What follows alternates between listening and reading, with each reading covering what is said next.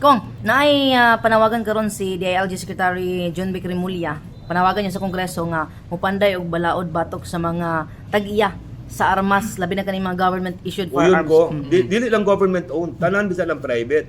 Dunay atong sa ato man gud gitugot nato ang pribilehiyo nga ang pribado nga mga tao pwede makaangkon og ilang kaugalingon nga luthang. Kunya nalay imong gabayan nga license, dunay imong apilan nga mga kaning test, unya dunay license, duha gani na dunay permit to own ug permit to carry outside the Particular residence. sa Ateneo de Zamboanga kung ganing madutan ba ang amahan? Kay murag nailapsis sa iyang firearms nga mo na That's for the courts to decide. napunit lang sa iyang Yeah, I anak. think that's the court to decide and kang Mr. Nepomuceno ang ilang pangulo kung saon nila ang pag-deal and siguro karon na pa man sila kasubanan pero siguro pag mahuman ni tanan nga mahanay then aya siguro dahil sutahon.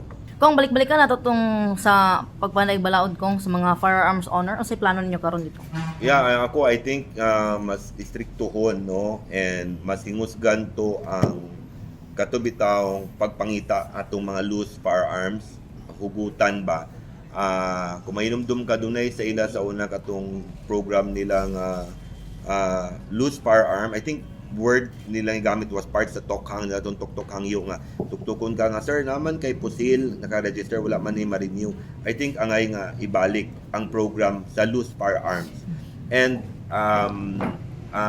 hugutan ako uyon ko nga hugutan mismo ang privilege nga maka panag-iya og maka bitbit kanang permit carry firearms outside sa residence.